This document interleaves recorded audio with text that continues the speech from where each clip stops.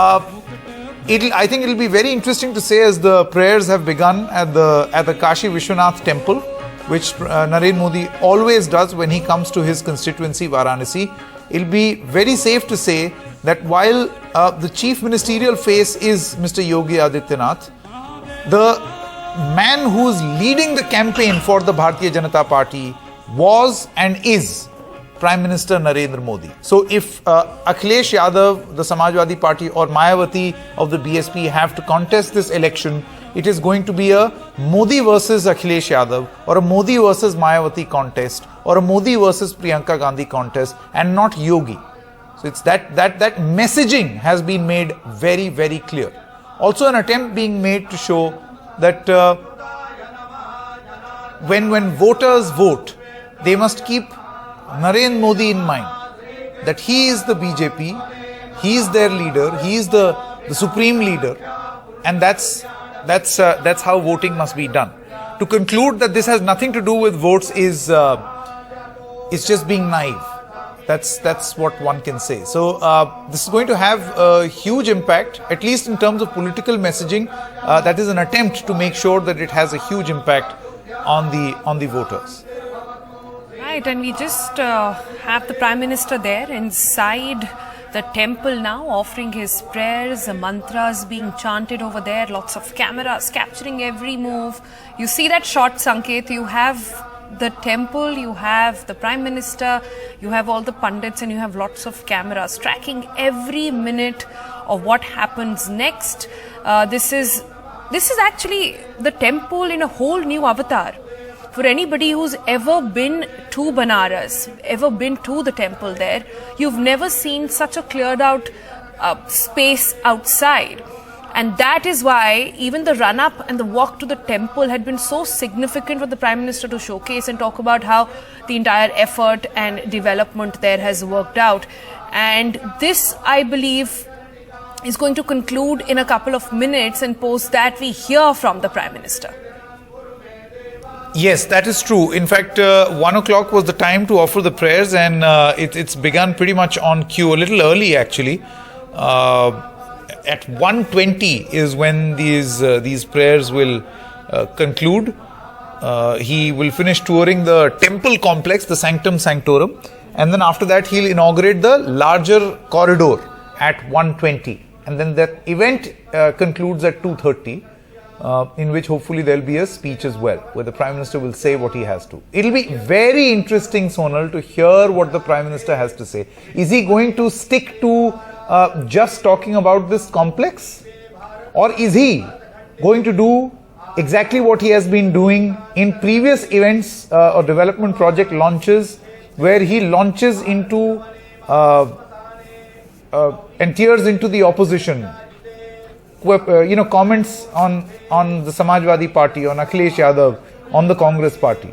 Is he going to do that? There's a very interesting comment that was made by Rahul Gandhi only yesterday on who's the real Hindu versus Hindutvavadi. Will the Prime Minister choose this as an occasion to reply? Very, very interesting and significant what he chooses to do. If recent history is anything to go by, the Prime Minister has minced no words in attacking political opponents from government events. So, will this be any different, or will this be the same?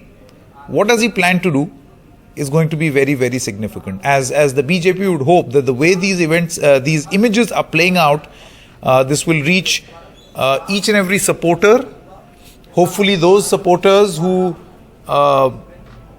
were upset or angry with the Bharatiya Janata Party, there are quite a lot in UP, to give a message that this party respects Hindu culture, Hindu tradition, and the mascot or the face of all of this, as was in 2017, as was in 2014, as was in 2019, will be in 2022, Mr. Narendra Modi only. So will this message go across, this powerful message that the BJP wants to send?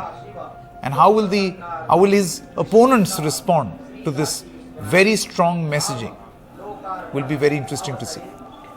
Right. So we're watching out and counting down to that speech from the Prime Minister as well. Alok Pandey also continues to track minute by minute what's really unfolding in Varanasi at the moment. Alok, the Prime Minister, now inside the temple.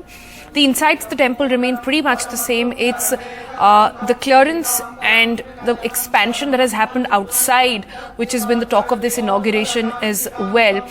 The Prime Minister concluding the darshan there, Alok, it seems like. Well, yes, I'm managing to watch some deferred visuals, so I think you have a better perspective on what exactly is happening at the moment. But yes, I think the visuals that I am watching also through a government handle will also just show him concluding those prayers. Like Sanket was pointing out, after concluding the prayers, he will be also presiding over at an event that has been planned in the outer complex of the Kashi Vishwanath temple. Like Sanket again said, that it will be interesting to see what he says inside, because this at the moment, it is, when it comes to politicians, it is a one-man show. You only have the Prime Minister there, and that again is significant. You do not have the Chief Minister, you do not have any of his deputies. You have the Prime Minister there, the sole representative, so to say, of the administration or the political party that he belongs to, and he's the one who is leading these prayers inside the Kashi Vishwanath temple with the temple priests, of course. So politically, it sends out a message that this again is an election where Narendra Modi will be the focal point of the BJP's campaign. He, of course, is the Prime Minister. So he's the one who is leading the BJP's charge, so to say. And I think that's not a surprise, because I've been discussing this since morning, and we've all been talking about it, how the Prime Minister has made Uttar Pradesh his focus in the last 1 month.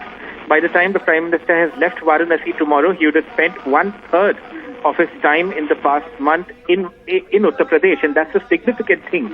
See, I was on a boat in the morning, and there was one gentleman who had come from Bihar, and there was another gentleman from Uttar Pradesh, and they made some very interesting points. They said that, the Prime Minister is not the Prime Minister of just Uttar Pradesh, he is the Prime Minister of India, even if the elections are coming up. And that this is again a blatant campaign, in the sense that he is coming to these government events and using that government stage for political pot shots at opponents. Not to suggest that that is what is going to happen here, but then the symbolism of what is happening today is also very important in the larger political context of the fact that the Uttar Pradesh elections are due in less than 2 months. So you cannot deny its significance. There was somebody who was remarking to me कि भाई आप लोग इतना ये सब बोलते हैं, लेकिन अब अगर इंफ्रास्ट्रक्चर प्रोजेक्ट अभी ही बनाए तो अभी नहीं इनॉग्रेट करें तो क्या इलेक्शन के लिए रुके रहें? But again, the significance, just to translate for our viewers across the country, somebody was remarking to me that, why do you make such a hue and cry about the fact that these infrastructure projects are getting inaugurated just before the elections? If they are getting inaugurated just before the elections, it's because they are being completed at this time. But I think, anyone who's familiar with politics, especially in our country, would understand that, the symbolism is important. Maybe they could have waited for all works to get completed within the entire complex, yes, and then inaugurated the complex. But because the code of conduct is going to kick in, Sonal, in say 2 weeks from now, that is why they're inaugurating this, and that is why they're saying they're inaugurating phase 1 of the project. So very interesting to see all that is happening politically, of course, apart from the religious interest in this across the country. That's right. Alok, stay back with us. Also joining us are our panelists now. We've got Sharad Pradhan joining us, senior journalist from Lucknow. Neerja Chaudhary also will be with us in a short while from now. Mr. Sharad Pradhan, we're looking at these pictures. The temple looks as if it's absolutely new. The entire corridor construction there, quite a remarkable work there. The question again comes down to how exactly it's been projected at the moment, the timing, politically how sensitive this entire project is as well. And when we say timing, it's not just close to elections, it's the timing of the new variant being a major cause of concern across the globe. Well, I see this more as the demonstration of I, me and myself, which is how the Prime Minister is invariably doing things. And here too, he's considering that he's monopolized the day and nobody else is in the camera frame other than the priest. It shows that the whole idea is to project himself as a larger-than-life Hindutva icon. And particularly, it's to me, it also seems that somehow over the past few months, as he has got more aggressive on Uttar Pradesh, he apparently seems to be in competition, or I would say Yogi Adityanath is in competition with him, or he's in competition with. It could be vice versa, because since he wears a saffron, Yogi Adityanath, and he's a living embodiment of Hindutva and the kind of the language that he uses. So here the Prime Minister is trying to beat him in his own game. So it's become more like otherwise I see no other reason why he should be monopolizing this event. And another thing I would like to point out here is, as far as the corridor is concerned, this was about the puja, but as far as the corridor is concerned, it's important for people to know that, interestingly, this work was actually initiated in the previous government. I mean, I'm not trying to second what Akhilesh has been busy claiming for everything that they do. But in this case, I specifically know, I remember writing about it. And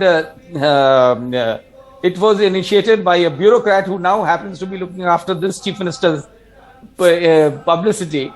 And his only task was to manage this temple. And he's the one who initiated the acquisition of land all around the temple because they had set up this plan to expand this whole area and beautify it, and this whole Kashi Vishwanath Corridor, as it's being called today. So fine, fair enough that BJP has done it, and particularly I should not say BJP, I should say the Prime Minister Narendra Modi has done this contribution to the constituency. To his Mr. Pradhan, I'm going to come back to you. Let me also get in Ms. Neerja Chaudhary. Ms. Chaudhary, do you feel that the moment you start talking about Hindutvadi, Hinduism versus Hindutva, the moment members of the opposition start talking about this gives some sort of a natural advantage to the BJP, this entire discourse. It takes the focus entirely away from what the opposition was, talking about otherwise. For instance, unemployment, bad handling of COVID second wave. You're back to a domain which is actually the home turf for the BJP. Okay, we've lost Neerja Chaudhary. But what about you, Mr. Pradhan? What are your views on this? Well, I fully agree with you that this is, I think, very naive on the part of Rahul Gandhi to be doing it, knowing that this is counterproductive for the opposition and advantageous for the BJP, because this is what they want you to do. Rather than, I know why the opposition does this. They are falling into BJP's trap by doing this. And because you can't beat them on their own turf. Once you come down, bring the narrative to what the BJP wants, then you are bound to lose ground.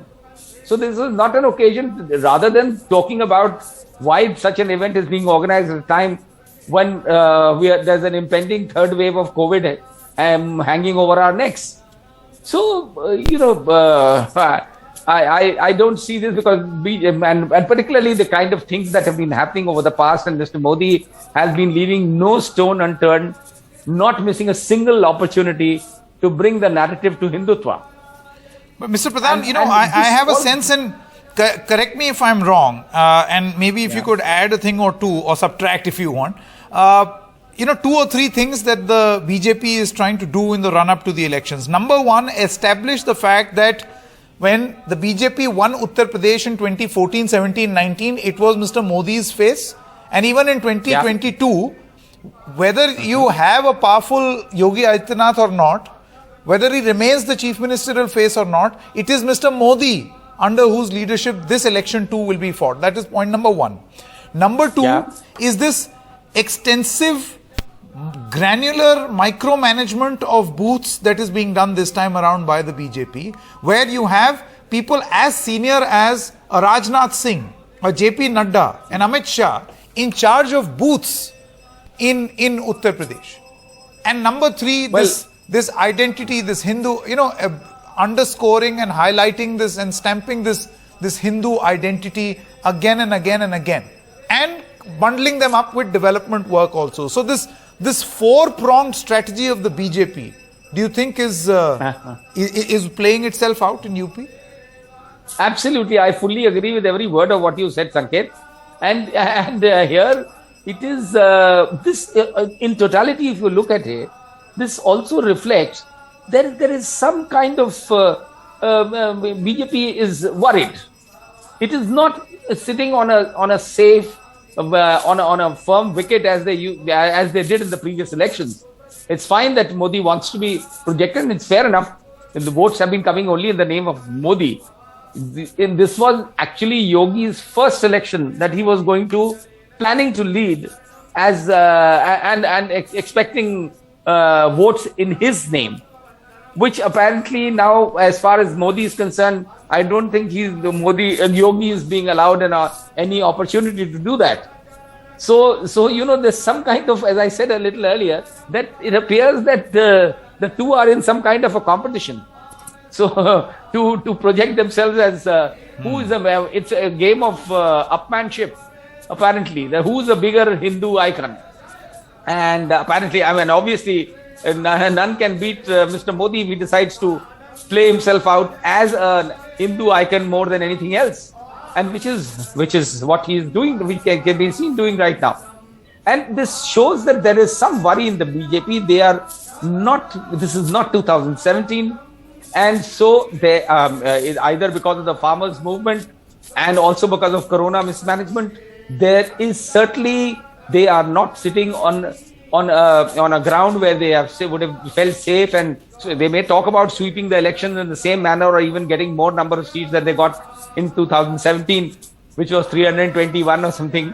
So that means they are worried about their role, and that's the reason Prime Minister conceded all the demands of the farmers without batting an eyelid. And so all this shows that BJP is worried that the people are not with them, that otherwise there was no need to play so much drama. And but it's very interesting.